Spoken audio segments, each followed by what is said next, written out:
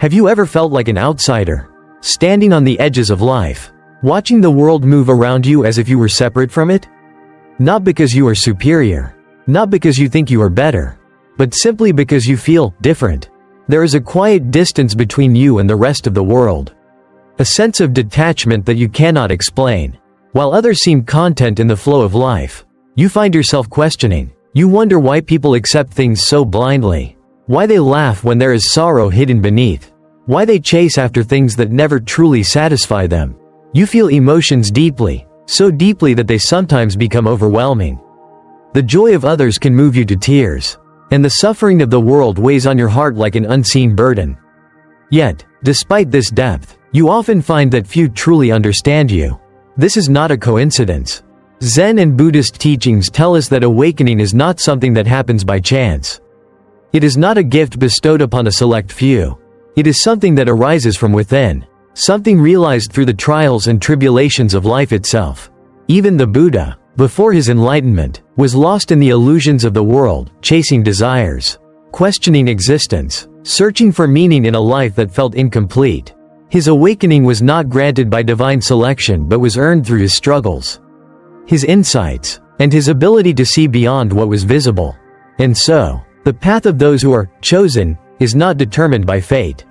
Nor is it a privilege given to the few. It is a path carved by those who dare to question, by those who cannot simply accept life as it appears, and by those who seek something deeper than the illusions most people embrace. You may not know it yet, but if you recognize these feelings within yourself, you are already walking this path. There are 3 unmistakable signs that reveal whether you are among those who have been set apart, not by some divine decree, but by your own nature. The burden of deep awareness, the ability to see beyond appearances, to recognize truths that others ignore, to feel the weight of suffering and deception in the world, the isolation of the awakening mind, a sense of loneliness, even when surrounded by people, a feeling that you do not fully belong, because your mind no longer clings to the same illusions as those around you. The unshakable pull toward purpose, a restless energy inside you, constantly urging you forward, a voice that whispers, you are meant for something more, even when you do not know what that more is. These signs are not easy to bear. They are often painful, often misunderstood, even by those who carry them. But if you can embrace them, if you can walk this path with awareness, you will find that they are not burdens at all. They are the markers of a profound and meaningful journey. To truly understand what it means to be chosen, let us step into the story of a wanderer, a man who unknowingly carried these signs until he learned their true meaning. His story is your story. Let us begin. The wanderer in the valley of loneliness. The old Zen master sat in stillness beneath the ancient Bodhi tree. His presence as grounded as the very roots that stretched deep into the earth. The wanderer before him, weary from his years of searching, shifted uneasily. His body carried the fatigue of a man who had walked countless miles. Yet his soul bore a much heavier weight, one he could not set down. No matter how far he traveled, the master studied him for a long moment before speaking. You have spent your life searching for answers, he said, but what if the very questions you ask are what bind you? The wanderer's brow furrowed. I don't understand. The master reached for a small bowl resting beside him. With slow, deliberate movements, he filled it with water from a nearby stream. Then, he took a single drop of ink and let it fall. The clear water darkened instantly. A mind that perceives too much is like this bowl, the master said. Most people go through life as clear water, reflecting only what is shown to them. But your awareness is like this ink. You cannot help but absorb what you see. Every deception, every sorrow, every unspoken truth, it seeps into you, coloring the way you experience the world.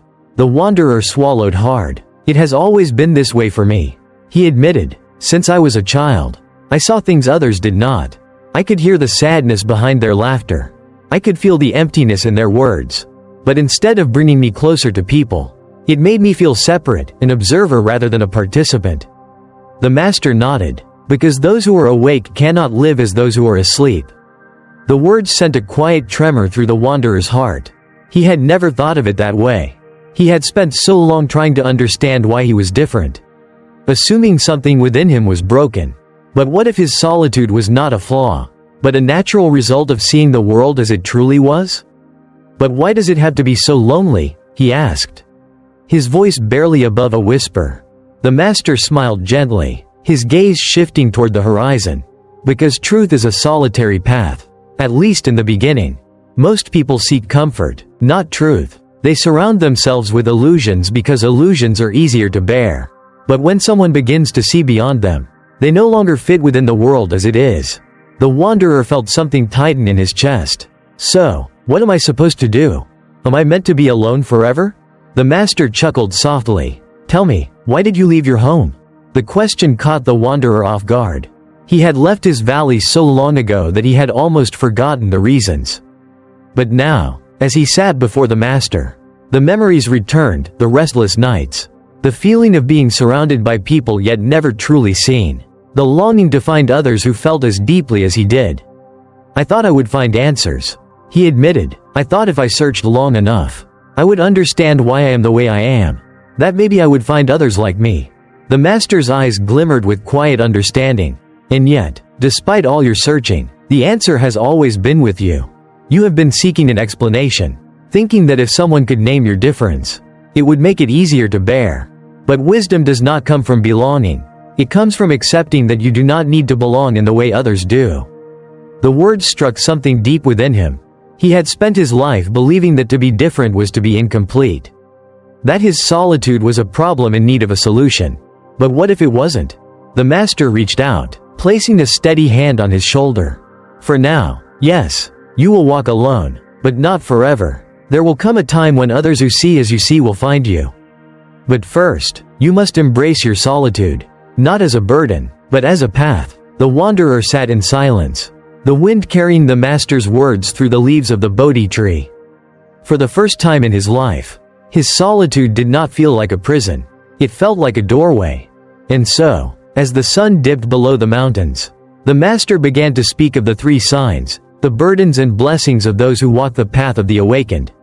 Sign 1. The burden of deep awareness.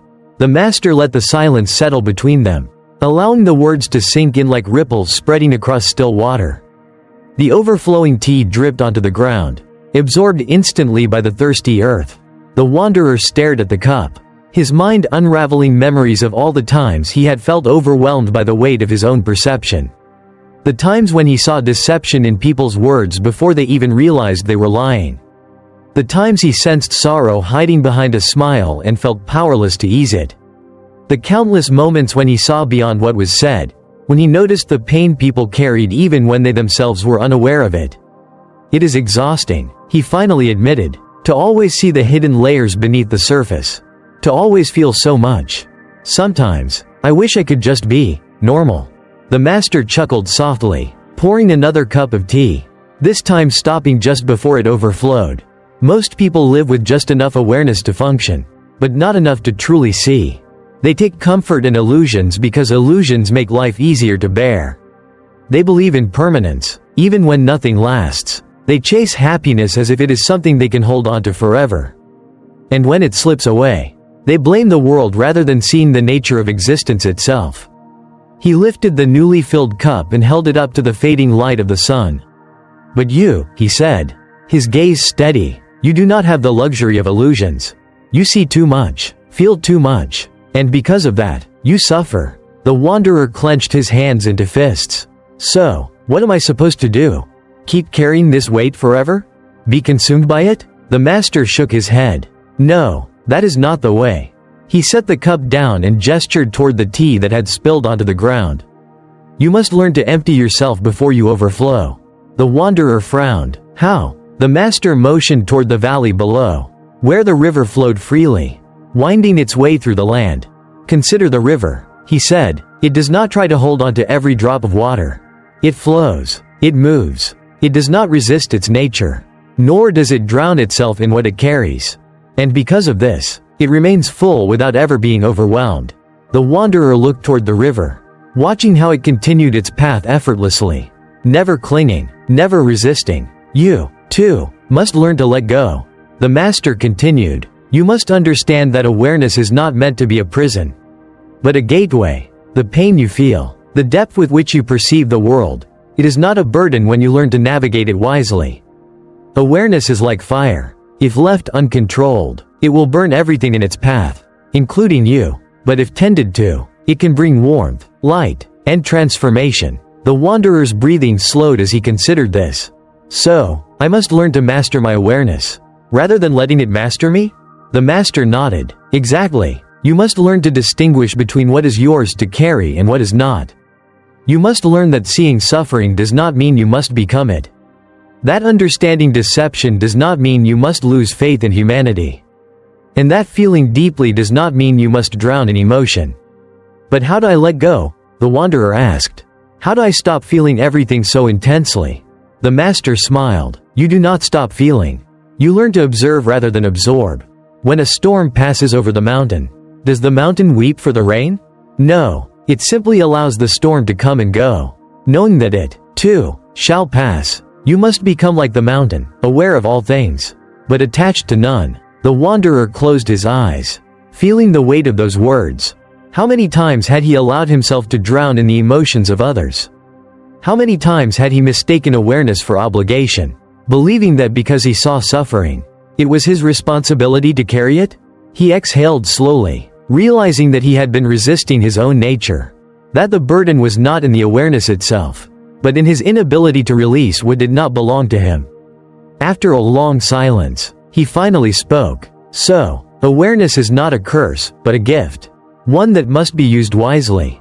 The master nodded. Yes, awareness is like a blade. It can wound you if you do not know how to wield it. But in the hands of one who understands, it can cut through illusion, reveal truth, and guide others toward clarity. The wanderer opened his eyes, feeling the first traces of peace settle into his chest.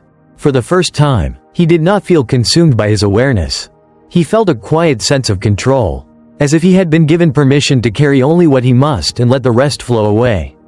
Like the river below, the master smiled, sensing the shift within him. Now, he said, let us speak of the second sign. Sign 2. The isolation of the awakening mind. The man continued his journey, carrying the master's wisdom like a quiet ember in his chest. Yet, despite his growing understanding, one question gnawed at him, creeping into the silence of the nights he spent alone. Why do I always feel like an outsider? No matter where he went, he felt a quiet distance between himself and the world. He could sit among villagers during their feasts, hear their laughter, and even smile along with them. But something within him remained apart. It was as if he were standing on the shore, watching the tide of life pull others in while he remained untouched by the current. One evening, he sat beside the master, watching the moon rise over the mountains. Unable to hold back the weight of his thoughts any longer, he finally asked, Master, why do I always feel alone? The master chuckled softly and lifted his hand toward the sky. Do you see the moon? He asked. It lights the entire world, yet it never touches the earth. It reaches everyone, yet it remains alone. The man gazed at the moon, letting its pale glow fill his vision. It was beautiful, distant, untouchable. When a mind begins to awaken, the master continued, it no longer fits within the illusions of the world. Those who remain asleep do not understand you, and so, you feel separate from them. The man exhaled slowly. The truth of those words settled in his chest like a stone. Is this my fate? He asked. To always walk alone? The master shook his head. No, it is simply a phase. Loneliness is not a punishment, it is preparation. He picked up a dry leaf and crumbled it between his fingers, watching as the wind carried the fragments away. Tell me, he said, does the caterpillar remain among the other caterpillars once it becomes a butterfly? The man shook his head. No, it leaves its old world behind. The master nodded, because it has outgrown it. And so must you. This loneliness you feel is not a rejection. It is transformation. It is the space between who you were and who you are becoming. The man lowered his gaze. But what if I do not want to be alone? The master smiled, sensing the longing in his voice. Then you must first learn to be at peace with yourself. True isolation does not last forever. But before you find others who walk this path, you must embrace solitude, not as an enemy, but as a teacher. He gestured toward the mountains. Think of the great peaks you have crossed. Did they feel lonely, standing so high above the world? The man hesitated. No, but they have always been that way. The master nodded. And so have you. Those who awaken cannot live among illusions for long. But if they continue forward, they will find others who see as they do. The man thought of the countless times he had tried to fit in, forcing himself into conversations that felt shallow. Smiling when he did not feel joy. Holding back his thoughts because he knew others would not understand them. He had believed his solitude was a curse. But now, he saw it differently. So, my loneliness is not something to escape. It is something to accept. The master smiled. Yes, and when you do, you will find that you were never truly alone. You were simply waiting to meet those who understand you. The man took a deep breath, watching as the wind moved through the trees, as if carrying his old fears away. Somewhere out there, beyond the hills, beyond the valleys, there were others like him. And if he kept walking, one day, he would find them. But first, he had to learn to walk alone. Sign 3. The unshakable pull toward purpose. As the days passed, the man noticed something stirring within him, something restless, something undeniable. It was as if an invisible force was pulling him forward, urging him toward something he could not yet see. It was not a voice, nor was it a clear vision of a destination. It was simply a feeling, a knowing, that he was meant for something beyond what he had known. One evening, as the sun painted the sky in hues of gold and crimson, he turned to the master and confessed, "I feel like I am meant for something greater, but I do not know what it is." The master's eyes twinkled with quiet understanding. "Because you are chosen," he said, "and now, it is time for you to choose." The words unsettled the man. Choose? How can I choose if I do not even know my path? The master smiled, lifting his gaze to the flowing river below. The chosen cannot remain stagnant. They feel an inner fire that does not allow them to rest in complacency. That is why you feel this pull. It is your own awakening urging you forward. But the path is not revealed all at once, it unfolds as you walk it. The man hesitated, his mind clouded with doubt. But what if I fail? What if I walk the wrong path? What if I make the wrong choice? The master reached down and picked up a small stone, pressing it gently into the man's palm. "Tell me," he said, "does this stone fear where the river will carry it?" The man looked at the stone, then at the river, watching as the water carved its way through the valley, shaping the land with patience and persistence. The master continued, "Even a river does not know where it will end, yet it moves forward. It does not ask if it is flowing in the right direction, it simply flows. Purpose is not something you must force. It is not a destination you must reach in certainty. It is something that finds you when you are ready." The man clenched the stone in his fist, considering the weight of the master's words. He had spent so much time waiting for clarity, hoping that one day, his purpose would appear before him like a sign carved in the heavens. But what if purpose was never something to be found, but something to be discovered along the way? The master gestured toward the path leading down the mountain. Those who resist their calling feel lost. Those who follow it, even in uncertainty, begin to discover a rhythm in life that others do not. The key is to trust the journey, even when the destination is unclear. The man exhaled slowly. "So I must walk, even without knowing where I am going?" The master nodded. "Exactly. The greatest mistake is to stand still, waiting for certainty. Certainty comes through movement. Clarity comes through action." The man thought of all the times he had hesitated, waiting for life to reveal its meaning before taking a step. He thought of the countless moments he had felt the pull towards something greater, only to suppress it out of fear that he was not ready.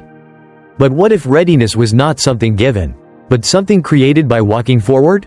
He looked once more at the river, watching how it wove its own path, shaping the land without question, without hesitation. For the first time, he understood. His purpose was not something distant, something waiting for him at the end of a long and arduous journey. His purpose was already within him, and the only way to find it was to begin. The path of the awakened is not one of ease, nor is it one of comfort. It is a path of deep awareness, of solitude, and of an unshakable calling towards something greater. It is not given, it is realized. If you have felt the burden of seeing beyond illusions, if you have known the loneliness of an awakening mind, if you have felt the restless pull toward a purpose you cannot yet name, then know this: you are not lost. You are awakening. Many will not understand you. Some will dismiss your struggles. Others may even fear your depth. They will wonder why you do not walk the same path as they do. Why you cannot find satisfaction in the things that comfort them. But the truth is, you were never meant to walk the same path. Those who are chosen do not seek validation from the world, they seek truth. They do not follow the well-trodden roads, they forge their own. And once they have seen beyond the veil of illusion, they know there is no turning back. This journey will not always be easy. There will be moments of doubt, moments when the weight of awareness feels too heavy to bear. But within this challenge lies meaning. Within this solitude lies transformation. And here is the secret most do not realize: you are not truly alone. As you continue forward, you will find others who see as you see, who feel as you feel. They, too, have walked through the fire of awakening, and in time, your paths will cross. The world may never recognize who the chosen ones are, but the chosen always recognize each other. So, if this resonates with you, if you have felt these signs in your own soul, embrace them. They are not a burden. They are a calling. Share your thoughts in the comments below. Let your voice be heard, because your journey is not just yours alone. Subscribe for more wisdom. The path ahead is vast, and this is only the beginning.